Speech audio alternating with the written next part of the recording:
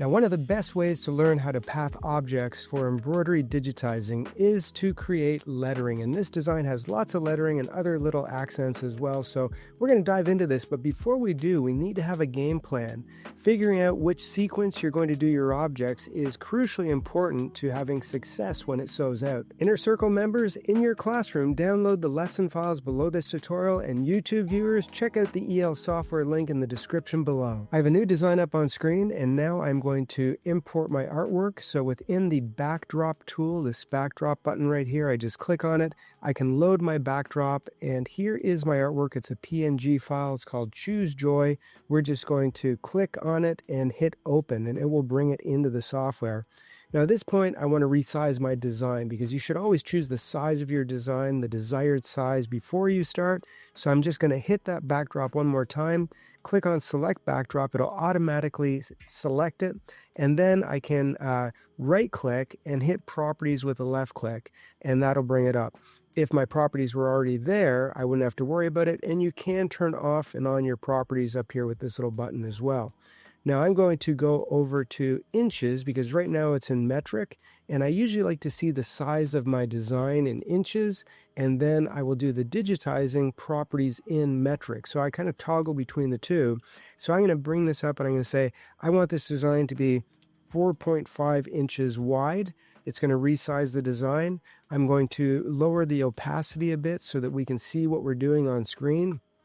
And now I have my design set up exactly the scale that I want, and I'm pretty much ready to go. Now I can come in here at any time and I can hit the space bar, and when I hit the space bar, it'll give me my little hand for panning, and I can just pan and bring it in center screen wherever I want. And if I look at this design right now, I'm going to make it a little bit bigger so we can see it on screen, and I'm going to come up with the game plan that I was talking about first. Now, looking at this design, I usually try to do the larger objects first and the objects that might be kind of in the center of the design. So I'm going to do the word joy first from the J to the Y, and then I'll do day from the D to the Y. So there's my first one. Then I'll probably come here and do the word choose and every next, also doing it from left to right. So all my lettering will be done at that point. And then I'll go and I'll change to a green color, and I'll do these leaves because dimensionally they're underneath. And then I'll do these objects, which I'll do the small piece and then the large piece. I'm kind of moving from the inside out of the design. I didn't do the big part here and then the small one because I don't want to have too much, shifting or puckering within objects. And it just seems to make more logical sense to smooth everything out of the way. After I do these, I'll probably come in and do these two pieces because they're all by themselves. And then I will do this flower here and the red dot in the center last. So that gives me my game plan of doing, red for the red lettering. Then I'm going to do the choose every in the lettering. Then I'm going to do the leaves in the green. Then I'll start with the two flowers that were attached to the green. Then I'll do those two little swirls that are over by the J. And then I'll do the flower that is beside the D, and then the center point of that. And my design is pretty much ready to start digitizing at this point. Now, I have mentioned in the past that I am a digitizer who was trained to digitize at set scales, which is why within the little display, I have 3:1 and 6:1 preset there, but you can zoom into whatever ratio you want. But digitizing at a set scale, if I'm at 3:1, I see the same thing on screen every time. It makes me easy to figure out what those stitches are going to look like when they sew out. But 6:1 is my preferred method because it allows me at that zoom factor to go pretty quickly through an object of a design. And, I don't have to be as accurate because it has a little bit of forgiveness there because of the scale. Now, keeping in mind, I'm using a really big monitor, so I see more on the screen. If you're working at this and you're seeing that at 600%, my design, I can see the J and the O and the Y, but you're actually on a 16-inch laptop and you're just seeing this, then I do suggest maybe you go to the 3:1 scale and you work from here. The only difference is you'll have to slow down your pace a little bit, and you'll have to make sure that you put your points in with a little bit more accuracy.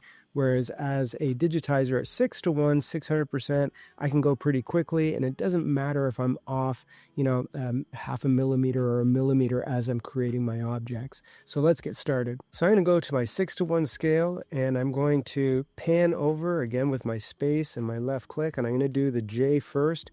Now, looking at this space between here and here, that's pretty far. And if I have a stitch from here to here, and let's go to millimeters, I'm going to see that this is about, almost 3.5 millimeters of space between these objects. And that means that I'm going to see a line joining those if I try to do it closest point. So I would potentially either put a trim in there, or I can take a look at my artwork and I can make some decisions based on the artwork and say to myself, you know what?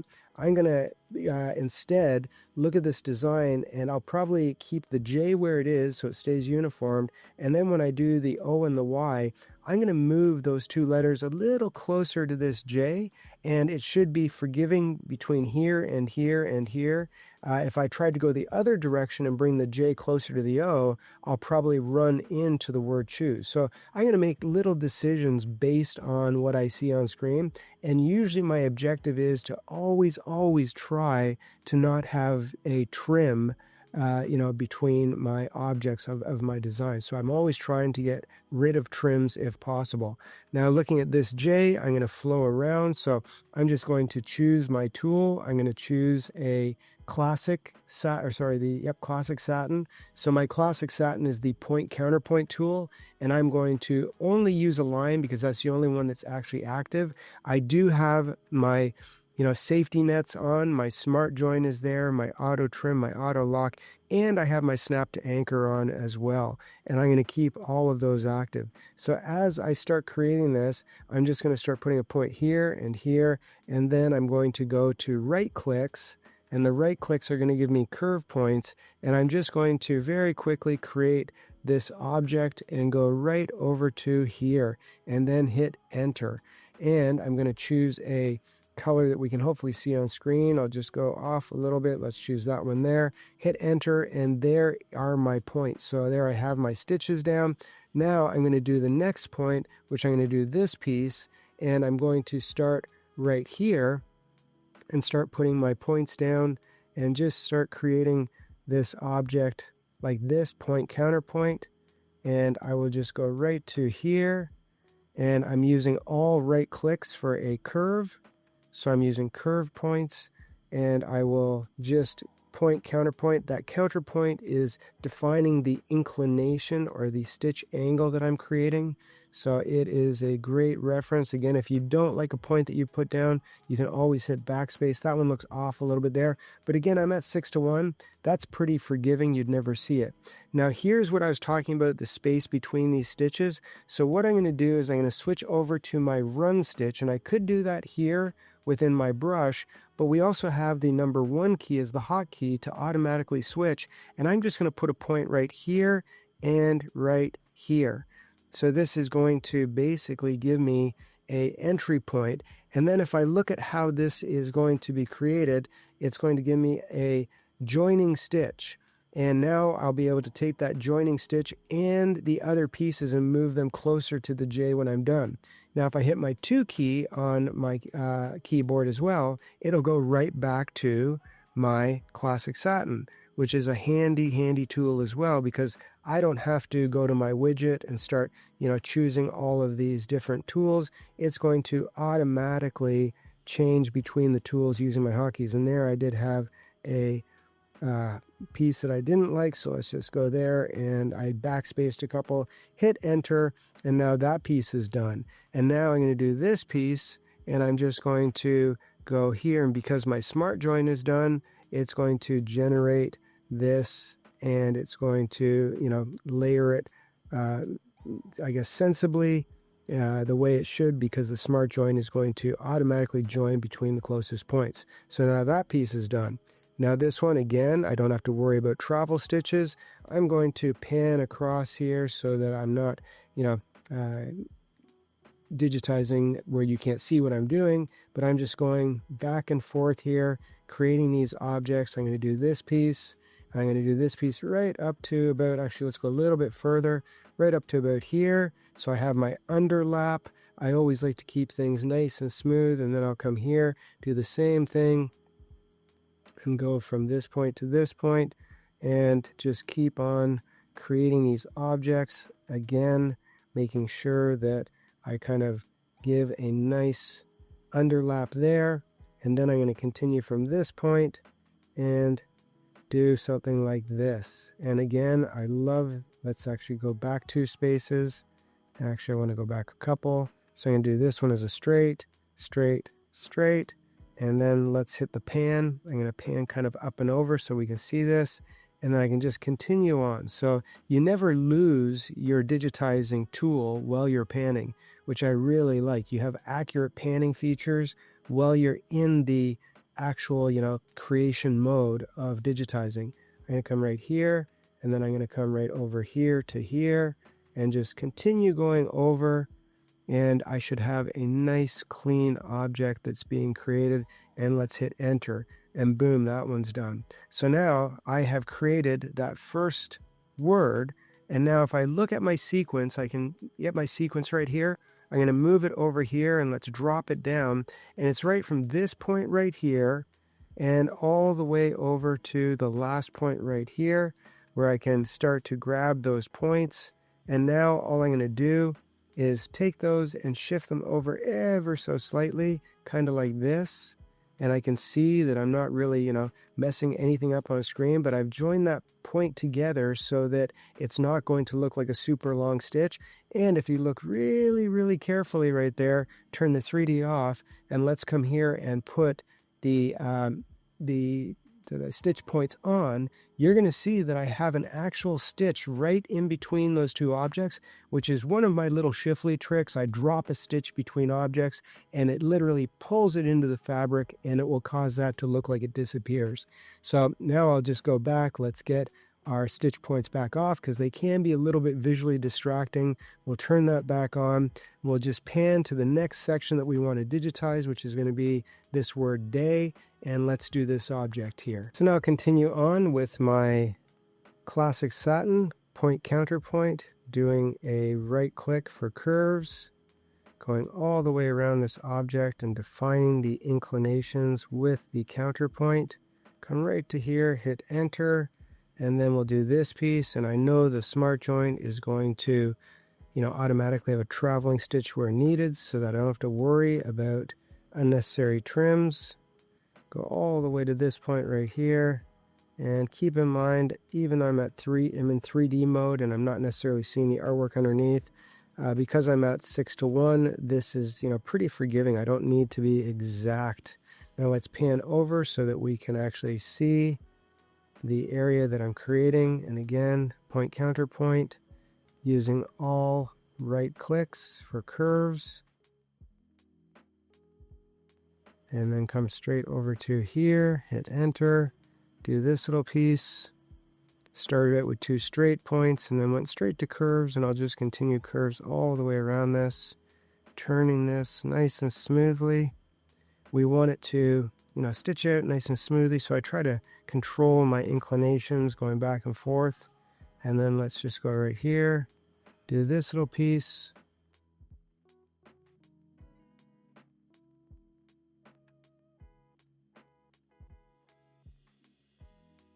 and there, I have that one done. Do this one here. If you've noticed, I always cut short a little bit on the open end at 6:1, and when we get out of the script lettering and I start to do some regular block type text, you're going to sort of see why I do that. But here's straight, straight, and then curve, and then straight, and then I'll continue to curve around.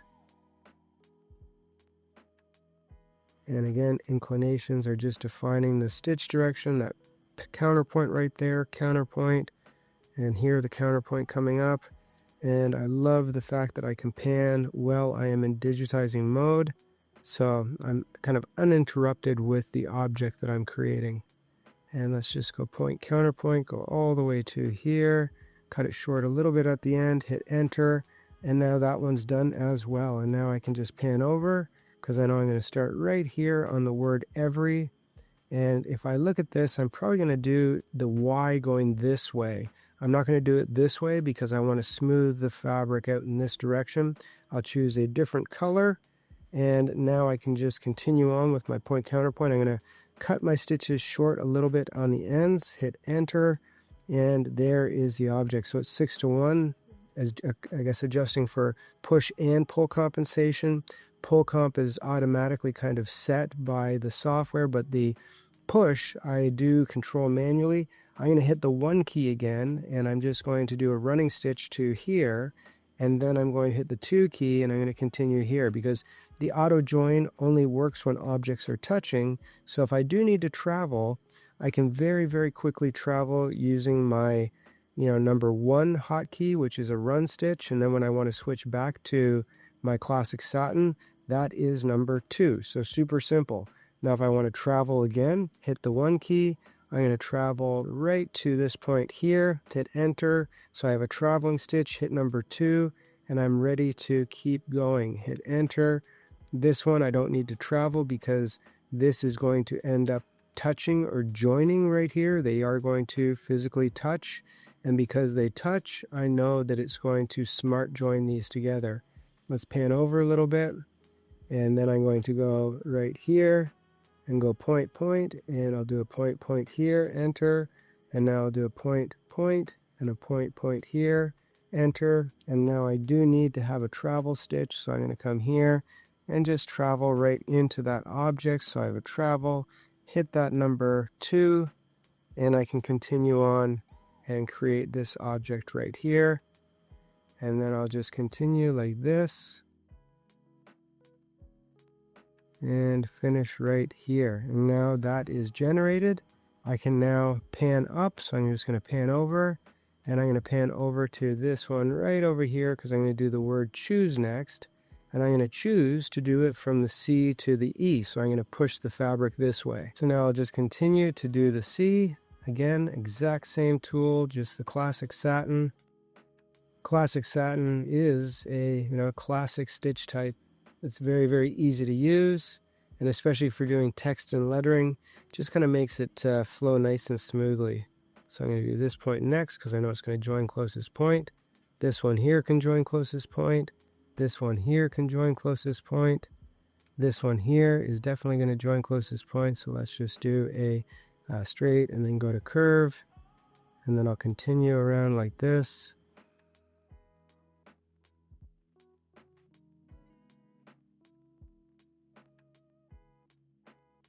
And continue to here, finish off right where I left off right there, hit enter. Now I'm going to do the same thing here. I could if I wanted to, actually. Let's just cheat a little bit. Let's grab that object, copy it, and let's paste it. And because I have 2 that are the same, boom, that one's done. Super easy. But what I do need to do then is I need to remember that I'm going to have a trim right here. So I will need to go into this letter, and I'm going to turn on my edit. So I'm going to edit path and make sure it stops over here. And that way, when it goes into the next object, it starts and it's going to stop over here. So I am able to kind of control this and get rid of the trims. But because, and now I'm back to the S, because I copied and pasted it, the Auto Smart tool did not kind of implement itself. So now I'll click the center of my widget again, and now I can just do this little one right here. So I'm just going to do this piece and do all curves. So curve, curve, curve, curve, then do straight, straight, straight, and then go back to curves. And I'll continue to do a curve right here, and curve and enter. And now I'm going to do a number 1 on my keyboard, and I'm just going to travel to the center of that E, and then I'm going to hit a 2 on my keyboard so that I can do this piece and hit enter. And then I'll do this one right here,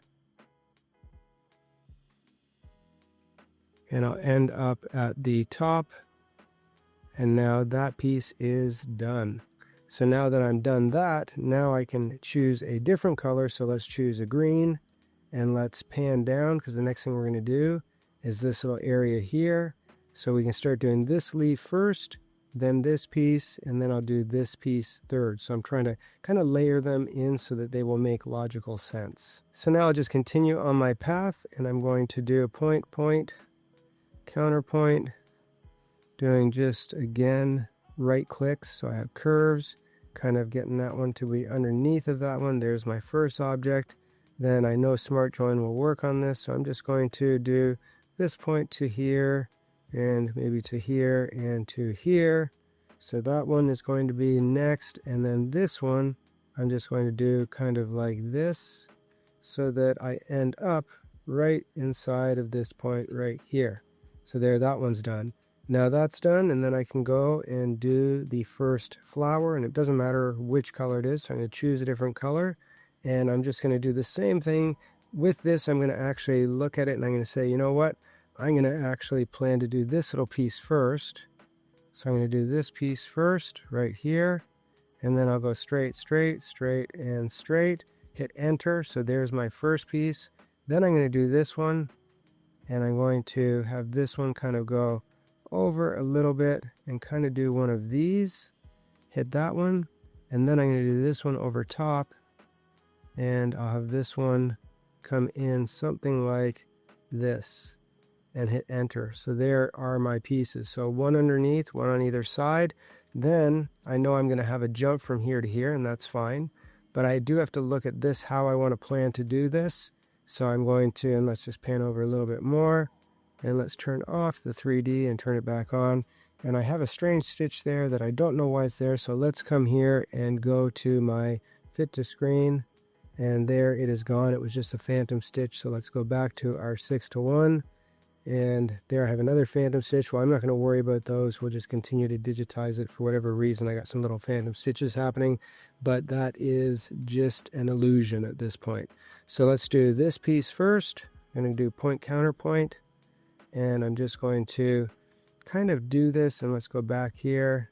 Just going to kind of do this and kind of imagine what I'm going to see. So there's one point, then I'm going to do this one for a second object, kind of coming like this a little bit, and then I'm going to do this one as a third object, coming in like this a little bit. So let's just go right to here, and then I'll do this one as an object, and I just have to make sure that when this one comes down, this one touches as well. So I got to make sure that this one comes in here and kind of touches, and that's good. Now there's a tiny little space there. If I zoom in, you're going to see it, but in reality, that is going to close right up. But if I were really worried about that, I could just grab this object right here. So let's edit path, edit this object. And if I move this one down ever so slightly, and this one down ever so slightly, there. I mean, that's perfect. Let's go back to our 600% scale. So there's 600, and let's come in here. Again, I got to just pan over a little bit. And now I'm going to do this piece right here. Make sure I click on the center. I'm going to do this little piece right here. Make sure that this one is kind of done just like this. And I'm going to come in here and do this one just kind of like this. So I just kind of made that up as I went along to make sure that everything was kind of like overlapping. And again, if I don't like something, if I want to see something a little bit different, I can always grab that object and I can go in and edit these nodes. And I'm going to take this one, and let's move this one maybe over to here. Let's move this one over here and put that one in. Let's make that a smooth. So I'm going to smooth that out and kind of give it a little bit more of an angle. Then I'll take this one here, smooth that one out a little bit. So I can go in after the fact and start to play with these so they look a little bit more natural. And then I'm just going to click off of that. And now I can pan over to the other side and do the next couple of pieces, which are going to be right here. So now with these two little pieces, same thing. I'm just going to make sure that I click the center of my widget. I'm going to keep this the same color. Doesn't matter really if it's pink or gold. I mean, you can always change your colors afterwards. Hit that as an enter. And then I'm going to do this one, and I know it's going to join closest point because they are pretty close. I'm going to move my widget out of the way because it was conflicting with my points that were being laid down, and just continue to put this down like that. and enter. And then I'm going to pan down. Now you see these stitches here, it actually is automatically splicing those stitches because they're exceeding 7 millimeters, and that's okay. That's kind of what I want. And for this one here, what I'm going to do is take a look at this. I might do something a little bit different with this. I'm going to see how this looks, but I'm going to take this time and I'm going to do one of these. I'm going to do point, counterpoint, point, counterpoint. I'm doing kind of curves, but I'm staggering the curves on the inside. So what you're going to end up seeing is a staggering point, kind of like this, and then it's going to go straight over to here and hit enter. So that's given me kind of a staggered look for that. If I want to come in here, and I'm just going to pan over just so you can see this, the reason why I didn't come straight in the center, I staggered this over here. Let's turn the 3D off and let's select that so you can see the outlines. I staggered the inside of it so that I wouldn't have any hard stitches, and I'm going to look at that. I'm going to change that one as well so that the this one here, let's do this as a let's do a cusp actually. So I'm going to take that one and let's right click and smooth that one out. There we go. So that's going to look a little bit better. Let's turn the 3D back on so you can see how I have a nice kind of staggered look. And then I'm going to continue on and do the same thing over here, but I'm going to start right here. I made sure right now my snap to anchor is still on, and I don't want to snap to anchor. So let's back up one. If I come here, you can see that the snap to anchor comes on, but I don't want it to snap to anchor. So I'm going to make sure I don't see that dot. I could come up here and click off snap to anchor, but it really doesn't matter. As long as I don't see it, I am fine. I'm going to do straight and then curve, and then straight, and then curve, and then straight, and then let's do a straight there. Actually, let's go back, do a curve, and then straight, straight, straight, curve, straight, curve, straight, curve, straight, straight. Hit enter. So there's my second piece, and then I'll come here and do the next one. So I'm going to start right here, straight, straight, straight, curve, straight, curve, straight, curve, straight, straight, straight, curve, straight, curve, straight, curve, straight, and then curve, enter. There's my next one. Then I'm going to do this one. I'll start right here.